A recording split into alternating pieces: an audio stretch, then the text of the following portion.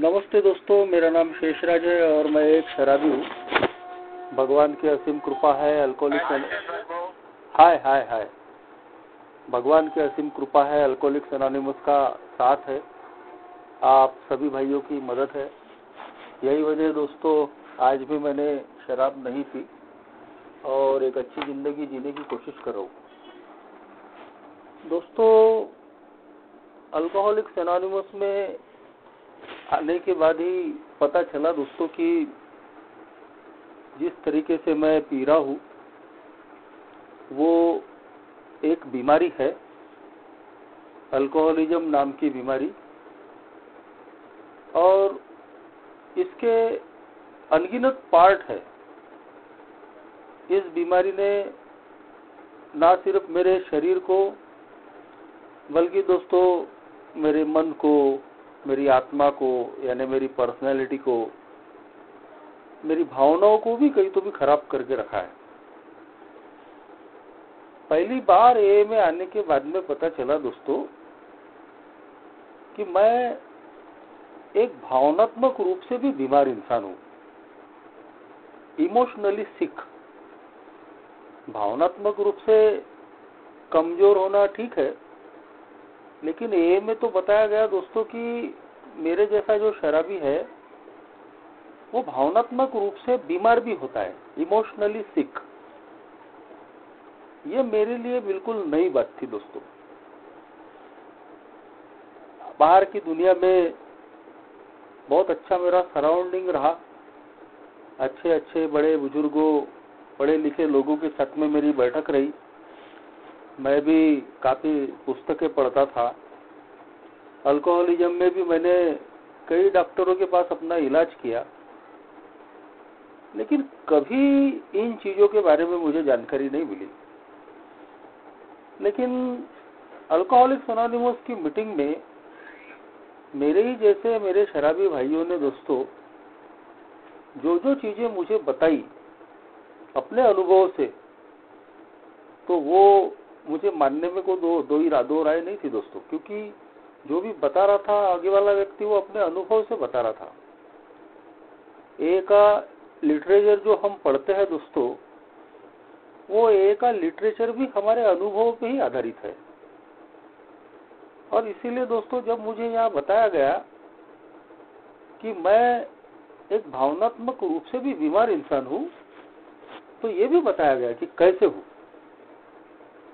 कैसे मेरी जो भावनाएं हैं पूरी तरीके से विकृत हो चुकी है, कैसे अपनी भावनाओं पे मेरा कोई नियंत्रण नहीं रहा, कोई वश नहीं रहा, और इन्हीं भावनाओं के अधीन होके मैं पीने के दिनों में भी बार बार शराब की तरफ में जाता था। और यही जो विकृत भावनाएं हैं दोस्तों, कमजोर जो भावनाएं हैं, ये सोबराइटी में भी मेरे लिए बहुत बड़ा खतरा साबित हो सकती है। तो उसी में से एक ये जो डर की भावना है, डर, जिसको बोला गया है दोस्तों कि ये एक सोल सिकनेस यानी मेरी अंदरूनी जो आत्मा है, अंतर्मन है, उसकी कमजोरी है। डर में रहना, भय में जीना। और एक जगह इसकी तुलना ऐसी है दोस्तों कि जैसे जो लकड़ी को कौन सा कीड़ा बोलते हैं, वो अंदर के अंदर खाते रहता है, दीमक खोखला कर देता उस लकड़ी को। उसी तरीके से दोस्तों एक डर से, भय से भरा हुआ जो इंसान है वो अंदर से पूरी तरीके से कमजोर हो जाता है। और जब हम अंदर से आत्मिक तौर पे ही, मानसिक तौर पे ही अगर हम कमजोर रहेंगे, तो दोस्तों ना तो शरीर काम करने वाला है, ना हमारी बुद्धिमत्ता काम करने वाली है। तो ये ऐसे डर मैंने ए में आने के पहले भी अनुभव किया। मुझे याद है जब तक मैं शराब के चंगुल में मैं फंसा नहीं था, मेरी जिंदगी में बहुत ज्यादा डर नहीं थे, क्योंकि मैं एक पाक साफ एक अच्छी जिंदगी में जी रहा था। जो थोड़े बहुत डर थे जो आज याद आते हैं, तो वो डर बिल्कुल नेचुरल, नैसर्गिक और जिन इनको बोल सकता हूँ कि मैं एक सही तरीके के डर थे, जैसा मैं पिताजी से डरता था। और पिताजी के डर की वजह से मैं बहुत सारी गलतियों से बच गया। पिताजी बिल्कुल मना करते थे।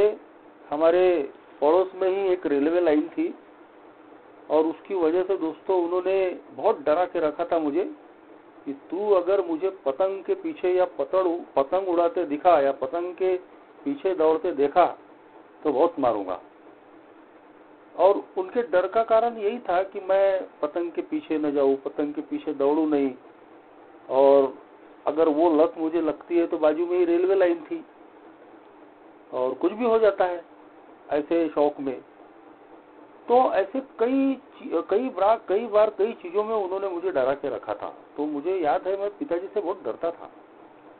और एक बार मैं जब थोड़ा बड़ा हुआ, मुझे भी पिक्चर देखने का शौक लगा, तो ऐसे ही मैं बगैर बताए एक पिक्चर देखने चले गया। और जब वहां से मैं लेट आया तो मैंने देखा दोस्तों कि मेरे पिताजी अंदर से बात कर रहे थे कि अभी आने दे उसको, मैं उसको बेत की लकड़ी से मारता हूँ। तो वो मैं बाहर के बाहर ही सुन के मैं इतना डर गया, क्योंकि मेरे पिताजी ने कभी मारा नहीं था, सिर्फ डर दिखाया था। तो उस डर के मारे दोस्तों मैं घर छोड़ के भाग गया था, बहुत पैदल किसी रिश्तेदार के यहाँ। फिर वहां खोजबीन करते घर के लोग आए तो वहां से मैं नागपुर से 100 किलोमीटर दूर चंद्रपुर भाग गया था। ये डर था। तो मैं आज समझता हूँ कि वो अच्छा डर था। लेकिन अल्कोहल शराब में जिंदगी में आने के बाद में जैसे जैसे दोस्तों मैं उसका आदी बनते चले गया, कुछ नए प्रकार के डर मेरी जिंदगी में आ गए। उधारियां करना, और उधारियां करता था क्यों कि भाई शराब की अब आदत लग गई है, शराब नहीं मिली तो कैसे होगा, नींद नहीं आएगी, रात भर जागना पड़ेगा। धीरे धीरे शराब बढ़ गई तो हाथ पांव कांपने चालू हो गए थे, तो घबराहट होती थी। तो वो एक डर लगने लग गया था कि यार अभी हाथ पांव कांपेंगे, अनईजी लगेगा, घबराहट होगी। तो उससे बचने के लिए शराब। धीरे धीरे कर्जे बढ़ते गए, गलत काम बढ़ते गए। उन सारी चीजों ने मेरे अंदर डर पैदा कर दिया। और जब मैं पूरा कंप्लीट शराबी बन गया, पूरा शराब का आदी, ना शरीर मान रहा है ना मन मान रहा है। और फिर जब मेरे हाल दोस्तों बहुत ज्यादा खराब होने लग गए थे, 2003 में मैं मरते मरते बचा।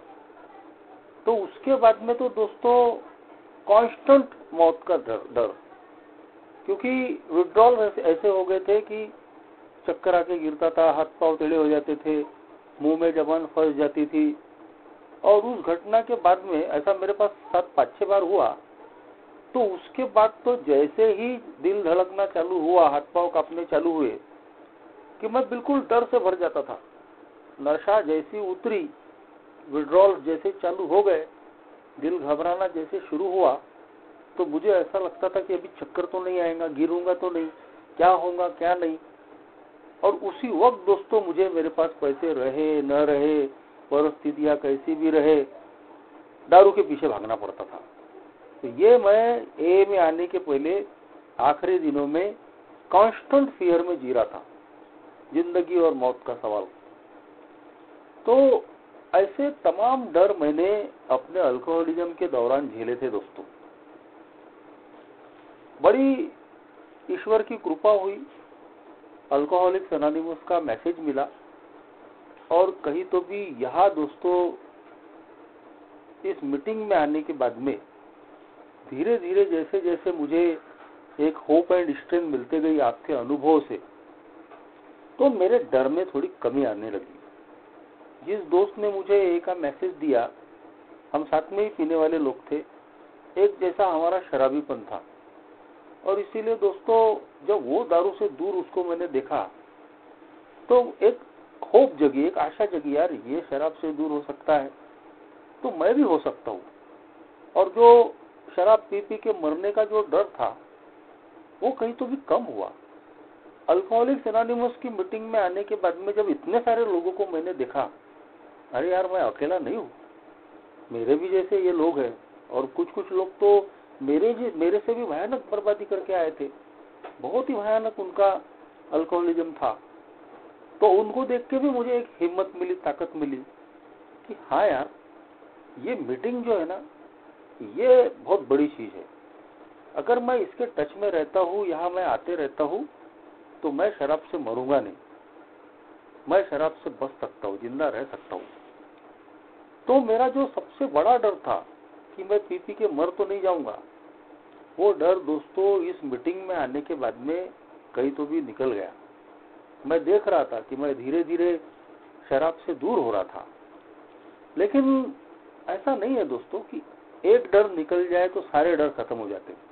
कई प्रकार के डरों से हम ग्रसित रहते हैं, और एक डर खत्म होता है तो दूसरे डर खत्म शुरू हो जाते हैं। अब शराब से तो जिंदगी बच गई थी, लेकिन जब आँख खुली देखा तो सब तरफ बर्बादी का आलम था। लोगों के कर्जे थे, काम धंधा खराब था, आर्थिक स्थिति खराब थी, घर के हाल खराब थे। तो अब इन चीजों से मैं निकल पाऊंगा या नहीं पाऊंगा। मेरी शादी नहीं हुई थी, शादी हो पाएंगी या नहीं पाएंगी। जो कर्मकांड मैंने अल्कोहलिज्म के दिनों में किए थे वो याद आ जाते थे। उसकी वजह से मैं अंदर से डरा हुआ होता था। तो कहीं तो भी ये जो डर है दोस्तों, ये हमारी जिंदगी की जो आत्म शांति है, चित्त शांति है, खुशियां है, वो सब छीनने का काम करते हैं। इसीलिए दोस्तों इसको बोला गया कि ये आध्यात्मिक बीमारी है। सिर्फ दारू बंद करने से सब ठीक होने वाला नहीं है। दारू बंद करना तो एक सिर्फ शुरुआत है। अभी दारू बंद करने से मेरा शरीर ठीक हो रहा है, मेरे शरीर से शराब निकली है, लेकिन बीमारी ठीक नहीं हुई है। बीमारी, जब तक बीमारी पे मैं काम नहीं करूंगा, अपनी आध्यात्मिक बीमारी का उपाय नहीं ढूंढूंगा, तब तक दोस्तों मैं इन चीजों से निकलने वाला नहीं हूं। लेकिन दोस्तों इसका भी काट, इसकी भी तोड़ अल्कोहलिक्स एनोनिमस ने दी है। साफ तौर पे बताया गया कि जैसे आप शराब के मामले में कमजोर थे, शराब को अपनी बदौलत आप छोड़ नहीं सकते थे, बंद नहीं कर सकते थे, वैसे ही आपकी जिंदगी के जो अन्य प्रॉब्लम है वो भी आप अपनी बदौलत ठीक नहीं कर सकते। और वो बात मैं देख रहा था दोस्तों। जो तमाम प्रकार के डर मेरे मन में काम कर रहे थे, शराब का डर निकलने के बाद में, आर्थिक स्थिति ठीक होगी कि नहीं होगी, अपना भविष्य कैसा होगा, काम धंधा ठीक होगा या नहीं होगा, लोगों ने जो बहिष्कार किया वो लोग फिर अपनाएंगे कि नहीं अपनाएंगे, अपनी घर के हाल ठीक होंगे या नहीं होंगे। तो ये अनगिनत प्रकार के जो डर थे, लोगों के कर्जे थे, वो चुकता कैसे होंगे। तो मेरे पास में इसका कोई सॉल्यूशन नहीं था। तो यहाँ मुझे बताया गया कि जैसे तुम अपनी बदौलत शराब से दूर नहीं रह पाए, उसके लिए तुमको कहीं तो भी तुमसे भी बड़ी पावर का सहारा लेना पड़ा। सबसे पहले तो मैंने अल्कोहलिक्स एनोनिमस की मीटिंग को ही अपनी हायर पावर माना, एक उच्च शक्ति माना। वहां से शुरुआत हुआ। वहां से जैसे ही मैंने विश्वास किया, मेरा मन डर से धीरे धीरे निकलने लगा। तो जैसे ही मैंने इस विश्वास को और मजबूत किया, उसको श्रद्धा में बदला कि नहीं, मेरी जिंदगी की शराब अगर बंद हो सकती है तो बाकी के भी प्रॉब्लम ठीक हो सकते हैं। और मरता क्या न करता, मजबूरी थी, दूसरा कोई रास्ता ही नहीं था। तो आखिरकार तीसरा कदम भी लेना पड़ा कि जो भी मेरी समझ का ईश्वर है, मेरी समझ का ईश्वर, सब कुछ उसके हवाले छोड़ दो। भाई खुद कर तो कुछ नहीं पा रहे, तो फिर काय को मगजमारी चाहिए, क्यों तनाव में रहना, छोड़ दो सब। तो मजबूरी में ही मैंने तीसरा कदम लिया दोस्तों, और उसने मेरे सारे डर निकाल के रख दिए। लेकिन ऐसा नहीं है, जैसा मैंने पहले भी बताया कि डर एक मानसिक स्थिति है, और इससे हम कभी भी मुक्त नहीं हो सकते, क्योंकि हम इंसान हैं। डर से या किसी भी प्रकार की भावनाओं से मुक्त होना यानी तो संत महात्मा बन जाना है, भगवान बन जाना है। तो मैं तो इंसान हूं, मैं इससे मुक्त नहीं हो सकता दोस्तों। तो डर पैदा होते रहेगा। लेकिन अल्कोहलिक्स एनोनिमस का प्रोग्राम बोलता है कि डर से निजात पाना है तो श्रद्धा को मजबूत करो। अपने जो भी समझ की उच्च शक्ति है, जो भी अपनी समझ का ईश्वर है, जितना हम उस पर निर्भर होंगे, जितना उस पर डिपेंड होंगे, पीपल, प्लेसेस, सिचुएशन, इन पे डिपेंड होने की बजाय मैं अगर अपने ईश्वर पे डिपेंड होता हूँ, सब कुछ उसके हवाले छोड़ता हूँ, तो दोस्तों मैं डर को मात दे सकता हूँ। परमानेंटली नहीं, लेकिन टेम्पोररीली तो जरूर दे सकता हूँ, और रोज मुझे इस पे काम करना पड़ता है। इसमें डर में मैं आखिरी में यही कहना चाहूंगा कि कुछ डर बिल्कुल वास्तविक होते हैं और कुछ डर होते हैं दोस्तों काल्पनिक। वास्तविक डर यानी नैसर्गिक डर होते हैं, और मुझे लगता है कि वो डर हमारी जिंदगी में होने भी चाहिए। जैसा मैंने पिताजी का डर बताया, तो पिताजी को डरने की वजह से मैं बहुत सारी गलतियों से बच गया, बहुत सारे बुरे कामों से मैं बच गया। वैसे ही अगर हम हाईवे पे चल रहे हैं, हमको मालूम है गाड़ियां तेज चलती है, तो वो डर होना चाहिए कि मैं इतनी ज्यादा तेज स्पीड में गाड़ी न चलाऊं, मेरी गाड़ी फिसल जाए या मेरा एक्सीडेंट हो जाए। तो ये डर अच्छा है, ये डर हमको कहीं तो भी सुरक्षित रखता है। वैसे ही मैं एक अल्कोहलिक हूँ, मैं जानता हूँ कि मैं दारू के मामले में कमजोर हूँ, तो ऐसी जगह जाने से मैं जरूर बचूं। वहां शानपना दिखाने की जरूरत नहीं है। अरे अपन तो बहुत पीते नहीं, अपन तो पिलाते हैं, अपन तो बार में जाते, होटल में जाते, पीने वालों के साथ बैठते। मैं पीता नहीं बॉस, मैं चना चिवड़ा खाता हूँ। लेकिन वो चना चिवड़ा खाते खाते कब शराब गिटक लेते पता भी नहीं चलता। तो वहां एक डर होना जरूरी है कि नहीं यार, मैं शराब के मामले में कमजोर हूँ, मेरा घात कभी भी हो सकता है, तो मैं ऐसे पीने वाली जो महफिलें हैं, ऐसे लोग हैं, उनसे दूर रहूं। मुझको दोस्तों से, रिश्तेदारों से, समाज से कटना नहीं है, लेकिन मुझे अपने आप को सुरक्षित रखना है। बगैर किसी से रिश्ते नाते तोड़े मैं अपने आप को सुरक्षित रख सकता हूँ। जिसको पीना है वो पिए, मैं वहां न जाऊं जहां आसानी से शराब मिल सकती है। तो ये डर भी जरूरी है दोस्तों। लेकिन कुछ डर ऐसे होते हैं दोस्तों। हाँ, एक और मैं डर की बात बताना चाहूंगा कि आज ये में हमको मालूम है कि गलत काम करेंगे तो हम तकलीफ में गिरने वाले हैं। तो वहां भी एक डर हमारे अंदर में रहना चाहिए कि मैं अगर कोई भी गलत काम करूंगा तो मैं तकलीफ में पड़ सकता हूँ। कोई भी गलत काम दोस्तों मेरे मन में डर ही पैदा करता है, तनाव ही पैदा करता है। चाहे आपने किसी का दिल दुखाया हो, चाहे आपने 2 नंबर के काम कर लिए हो, चाहे आपने किसी को काम वासना के नाम पे किसी से बेईमानी की हो, किसी को धोखा दिया हो, तो ये चीजें आपके मन में डर ही पैदा करेंगी। और ये डर इतने खतरनाक है कि एक आध बार शराब भी पिला देंगे। तो ऐसे तमाम जहां मैं खतरों से बच सकता हूँ, वो डर मेरे लिए जरूरी है। लेकिन कुछ डर जो है दोस्तों, जो काल्पनिक डर है, जिनका अस्तित्व नहीं होता, वो एक मेरी मानसिक बीमारी भी हो सकती है कि हमेशा मैं डरे डरे महसूस करना, हमेशा तनाव में रहना, हमेशा सोच विचार में रहना। तो ये एक सॉल सिकनेस हो सकती है, जो मेरे अल्कोहलिज्म की वजह से भी मेरे अंदर में आ सकती है, या फिर मेरा वो स्वभाव बन गया हो सकता है, और उससे बचना मेरे लिए बहुत जरूरी है।